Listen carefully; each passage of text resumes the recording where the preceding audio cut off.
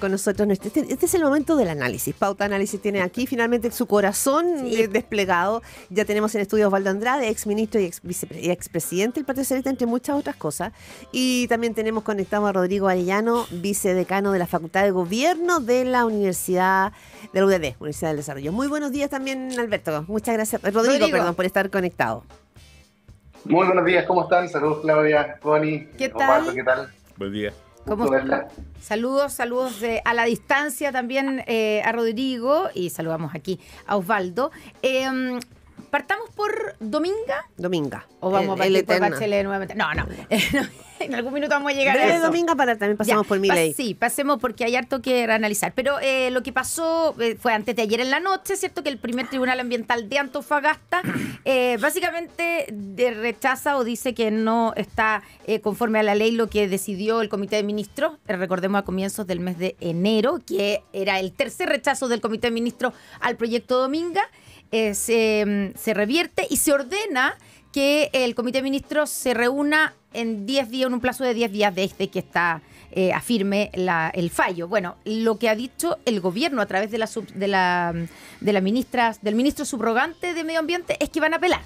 Pero la pregunta es, ¿esto puede, habla pésimo de nuestra institucionalidad o qué? Porque ¿cómo es posible que vamos a seguir eternamente entre que uno dice que sí, otro que dice que no, uno que dice que sí, que dice que no, y nadie finalmente corta el queque, Osvaldo? Bueno, ese es el problema, precisamente, que es que han pasado hartos años de esto, hartos. Como un eterno retorno, así, ¿no? Y es un completo, un circular, digamos.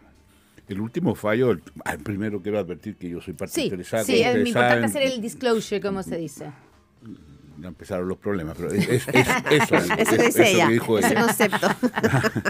Porque soy abogado del sindicato, etcétera, y en consecuencia soy parte del procedimiento. Y de hecho he estado litigando allí. Pero el sindicato que está a favor del proyecto. Claro, que respalda el proyecto. Así es. Entonces, lo que pasa es lo siguiente. El Comité de Ministros se reunió tiempo atrás, rechazó el proyecto nuevamente, por tercera o cuarta vez que se pronuncia, y hasta ahí llegamos, digamos. Esto va al Tribunal Ambiental, que fue el que ordenó esta diligencia. El Tribunal Ambiental dice, mire, nosotros pedimos que se cumpliera el fallo porque en nuestra opinión el Comité de Ministros no había cumplido el fallo del Tribunal Ambiental. Las partes hicieron sus puntos de vista, el Tribunal traslada esto y finalmente resuelve. Y dice, mire, efectivamente aquí hay un cumplimiento parcial de las reclamaciones ciudadanas. Hay 10 de ellas que se mantuvo el rechazo, se rechazó y en ese sentido cumplió el Comité de Ministros. Hay 2 nuevas incorporaciones voluntarias que se aceptan y también en ese sentido cumple el Comité, pero ha acogido otras 2 reclamaciones que no estaban en el fallo y que no estaban planteadas, y en consecuencia desde el punto de vista formal hay un incumplimiento del fallo del Tribunal Ambiental. Y esto, como bien dicen ustedes, va a ser materia de un recurso, etcétera, etcétera. Así lo ha anunciado el gobierno. Ahora, desde el punto de vista más del fondo, nosotros tenemos un problema y es que yo creo que pueden haber legítimas diferencias de opinión respecto de proyectos de esta naturaleza. Cualquier proyecto de esta entidad afecta en algo en el medio ambiente y para eso hay una controversia que se genera entre los que dicen que la afectación es muy grave, otros que dicen que se puede resolver, y es parte de la discusión. Y es una discusión perfectamente legítima, pero en algún momento esa discusión se tiene que resolver. Alguien tiene que tomar una decisión. Pareciera ser que... Solo termino con esto. Y esa decisión en Chile tiene una institucionalidad que se llaman tribunales ambientales, que son tribunales especiales para estos efectos. Bueno, este tribunal ambiental se ha pronunciado ya 3, 4 veces respecto a este ¿El problema es la resistencia en el gobierno? Yo creo que hay tosudez y a esta altura me atrevo a decir que hay una decisión política de que el proyecto no se inicie en su ejecución durante el mandato del presidente Boric. Que sea después, da lo mismo, digamos, pero que no sea durante su mandato. Ese es un punto político importante que hace Osvaldo Andrade. ¿Qué dice Rodrigo Arellano? Yo tiendo a coincidir con Osvaldo, Claudia. Dominga se transformó como en el zapato chino de la inversión, de la permisología de este gobierno. Tenemos un presidente y hay que reconocerlo, así como Osvaldo Andrade también reconoce cierto grado de participación, el presidente durante su campaña, no sé si fuera el mismo día incluso en que asumió, él hace un llamado a la opinión pública a señalar no a Dominga. O sea, él tiene una mirada. Por lo tanto, es difícil que personas que colaboren directa e inmediatamente con él, como son los ministros, o en su caso, cuando están inhabilitados, porque al final recordemos que varios ministros en el primer fallo estuvieron inhabilitados por opiniones que virtieron sobre Dominga y tuvieron que ser reemplazados en segunda instancia, contradigan lo que ideológicamente o programáticamente tiene la línea de un gobierno. Por lo tanto, yo coincido con Osvaldo, que claro que vamos a ver muy probablemente son de alguna otra forma lo que se llama en derecho medidas para postergar una resolución que finalmente a quién le corresponde el cumplimiento de la ley, o la determinación, más bien, perdona, del cumplimiento de la ley, es a los tribunales ambientales, órganos que fueron creados específicamente. Yo creo que aquí el gobierno está en un zapato chino, producto de que el propio presidente se involucró previo a ser candidato y durante también su mandato en una resolución, en una determinación que involucraba este proyecto, y que va a ser muy poco probable que un ministro o un subsecretario altere dicha mirada que tiene el gobierno con respecto a este proyecto en particular, a este proyecto en específico, no a otros. Entonces, yo coincido con Osvaldo. Claro, en el fondo, si lo ponemos en términos futbolísticos, es como que el gobierno quiere alargar el partido. Es como esos alargues que hay en los partidos, ¿no? Como alargar y queda un año de gobierno para que quede como para un desafío para el próximo. Chutear, ¿no? El mismo Ahora, eso es una tontería. Pero, en primer lugar, es una tontería porque la verdad es que después de tantos años este proyecto tiene que realizar nuevamente los estudios de ingeniería. O sea, este proyecto, los primeros fierros, por decirlo así, van a ser en un par de años más, un año y medio más. Entonces, si al gobierno le interesa que cuando la gente pase por la Panamericana no vea, mientras esté vigente el gobierno del presidente Boric, no vea un fierro, eso ya lo logró. Lo dramático pero sería simbólico que se aprobara finalmente este proyecto en este gobierno después que el propio presidente Boric en su campaña dijo no a Dominga. Que sabe lo que me preocupa de los simbolismos es lo siguiente. Yo entendí siempre que una señal inequívoca de identidad de este gobierno era la mayoría y el mundo popular, el mundo más vulnerable, qué sé yo. Yo de hecho creo que mucha gente que votó por Boric lo hizo pensando en eso. Bueno, aquí hay 12.000 empleos para un sindicato que tiene 38.000 socios, de 8.000 de los cuales viven en Coquimbo. ¿Y saben lo que ellos quieren? Quieren trabajar. Y quieren algo que ustedes, creo que lo dije alguna vez en este programa, quieren algo que ustedes y nosotros tenemos, y es ir a trabajar en la mañana y volver a su casa en la tarde. Cuestión que hoy día no pueden hacer. Entonces, si de simbolismo se trata, hagámonos cargo de los simbolismos que tienen carne y hueso, que tienen víctimas concretas. O sea, esto de atrasar, a mí ya me suena, ya no solo a dilación, sino que me suena derechamente a una conducta contumaz. Porque aquí hay gente que depende de esto. La Higuera es la comuna más pobre de la región. La Higuera no tiene destino alguno si no es con proyectos de esta naturaleza. Y parece que eso no le importa a nadie. Usted ha sido ministro de Estado, usted es socialista toda la vida, y en política también tiene que ver, quizá el gobierno tiene una convicción y no quiere pasar por encima de esa convicción que ha expresado el presidente de la República, su ministra de Medio Ambiente y que su subsecretario de Pesca. ¿Y cuántas convicciones han cambiado en este gobierno? Yo le estoy haciendo una pregunta, señor. Yo le estoy contestando con una pregunta que usted, con solo mirarme con su sonrisa, me responde. Pero por supuesto, sí. Lo que pasa es que los gobiernos, y como usted me hace este recuerdo, yo lo valoro, los gobiernos tienen que tener la capacidad de cambiar de opinión cuando hay circunstancias que lo requieren. Si no hay gobierno que mantenga... Y esta es la situación, dice usted, que amerita cambiar de opinión. Sí, ¿sabe por qué? Porque un tribunal dijo que los temas medioambientales estaban bien resueltos. Estaban resueltos. O sea, esta discusión está resuelta. Y yo voy más allá. El sindicato que represento hizo una carta pública y le dijo, mire, si todavía hay dudas, ¿por qué no se junta el gobierno con la empresa? Y convérsenlo. Y mire que esto habría que apretar un poquito más, hacerlo mejor. Pero ¿por qué los trabajadores tienen que seguir esperando que se tomen esas decisiones? Rodrigo Arellano. Claudia, Connie, sí. yo creo que a lo mejor Osvaldo y ustedes plantean un punto que es muy relevante. Este gobierno ha tenido que hacer al menos 3 o 4 cambios programáticos o ideológicos bien relevantes, o unos forzados y otros no forzados. El cambio constitucional, sin duda fue una bofetada el primer año. El cambio en el sistema también de administración de la salud de este país. Recordemos que la solución que finalmente entregó el gobierno escapa o es bien distante al proyecto original que tenía. hace una semana atrás. Tenemos un acuerdo en el tema de pensiones que es diametralmente distante también a la propuesta originalmente por la ministra Jara y el ministro Marcel. Por lo tanto, en un año electoral, Osvaldo, como el que vamos a enfrentar actualmente con elecciones parlamentarias, la mitad del Senado y la presidencial, yo no sé si el gobierno, o al menos la base del gobierno, resiste un cambio en una postura ideológica como la de Dominga. Por lo tanto, no sé si será una más. Yo creo que este gobierno no resiste un cambio y por lo tanto me parece que esta, de alguna otra forma, rechazo que ha manifestado con respecto al fallo del Tribunal Ambiental y la eventual apelación que va a haber a la última resolución, responde también a esa lógica. En un año electoral no sé si este gobierno va a estar dispuesto a renunciar a algo que al menos para mirada de lo que el presidente Boric transmitió es muy relevante oponerse a un proyecto como el de Dominga. Señalo, claro, como el de Dominga porque no está de esta forma frente a otros proyectos que también tienen un impacto ambiental en el fondo, y de inversión. Rodrigo Arellano hace un punto interesante, que un gobierno puede guardar muchas banderas en el cajón, muchas banderas con las que llegó flameando, pero quizás no todas.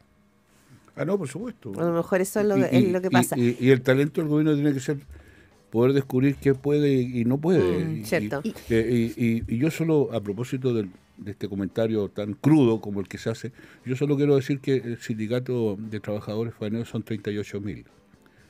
Multiplíquelo por 4. 4 miembros de cada familia. O sea, si el tema electoral está, o el tema de la adhesión, bueno, aquí hay 100.000 personas que están involucradas en esto. Ya que estamos poniendo la crudeza de ese argumento. O sea, porque, o sea, uno no gobierna con el 30%. Uno no hace gobierno efectivo con el 30%. O sea, se puede gobernar con el 30%, pero hay que ver si se puede sobrevivir. Ganar la próxima. Claro. Hablando de elecciones. Hablando de elecciones, porque tenemos además a Osvaldo Andrade aquí, y Rodrigo Arellano también mirando.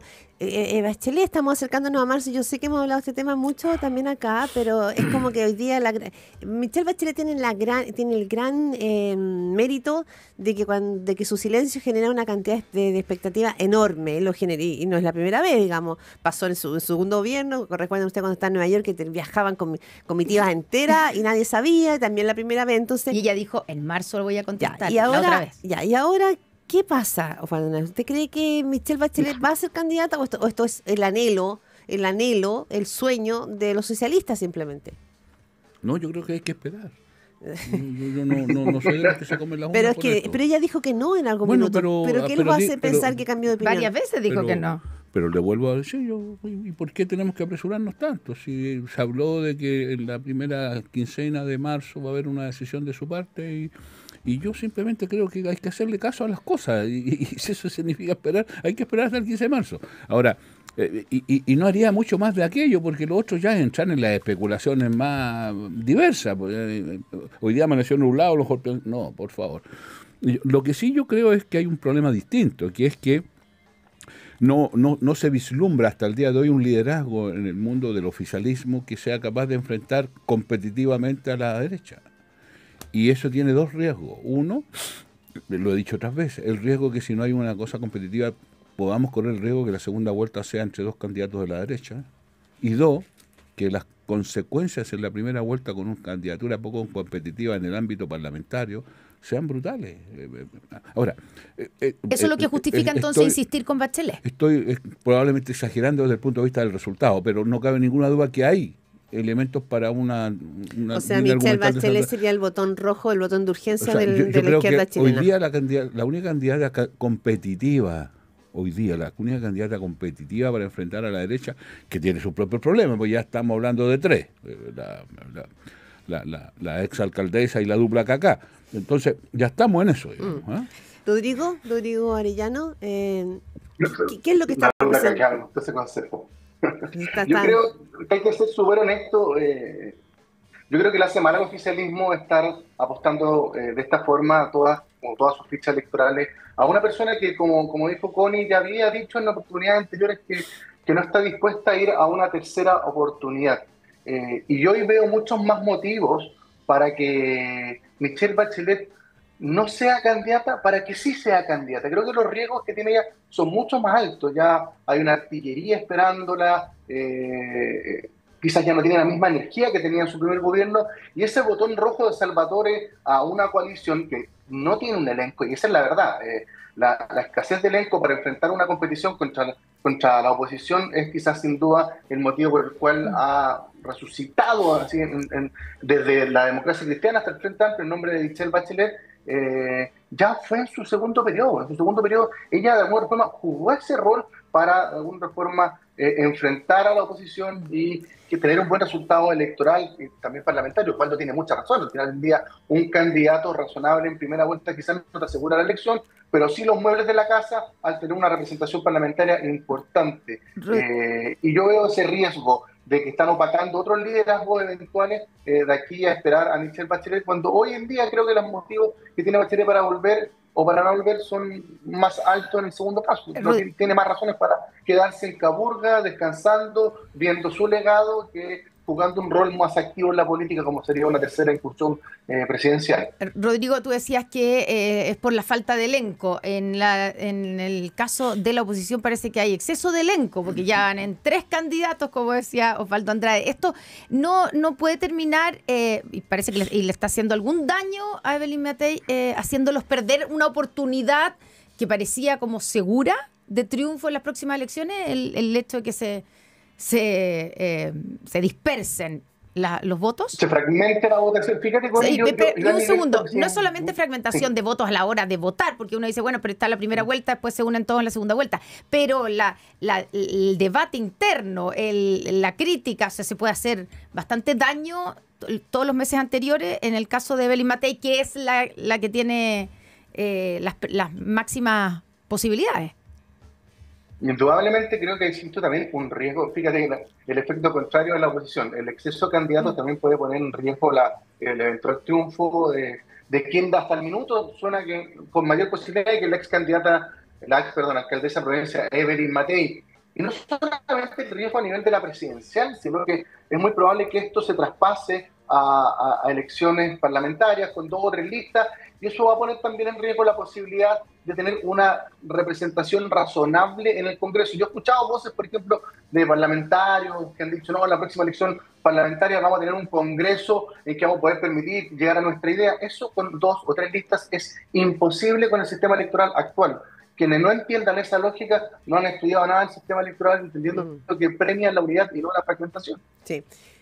Queda pocos minutos, pero yo digo, hoy día si uno mirara el país, la agenda de las prioridades ciudadanas, las preocupaciones que dan vuelta, ¿qué tipo de liderazgo y qué tipo de propuestas se requerirían? Porque estamos hablando de las personas, de que sí, que no, de la ingeniería electoral, de los parlamentarios, cosas muy importantes, pero probablemente lo más relevante aquí es quién va a encarnar aquello que el país necesita hoy, porque cada presidente ha encarnado un momento. Yo lo plantearía de la siguiente manera. Yo creo que los próximos liderazgos tienen que encarnar el concepto de seguridad con amplitud o con restricción.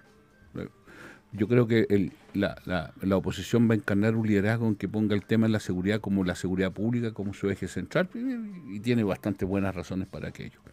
Yo creo que la alternativa del progresismo es un liderazgo que encarne el tema de la seguridad en su amplitud, seguridad social, empleo, salud, educación. Yo creo que esa debiera ser la disputa.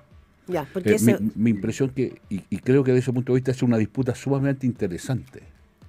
Sí, para ponerle un poco de interesante y de aterrizar esto enfrente a las necesidades de la ciudadanía. Sí. El tiempo voló, Rodrigo. ¿Yo te puedo dar un elemento? Por supuesto. Yo coincido con Osvaldo. Yo creo que el concepto de seguridad en el sentido amplio sin duda va a ser muy importante. La seguridad de vivir, el estilo de vida, seguridad de lo que hacemos, seguridad de tener espacio de atención pública.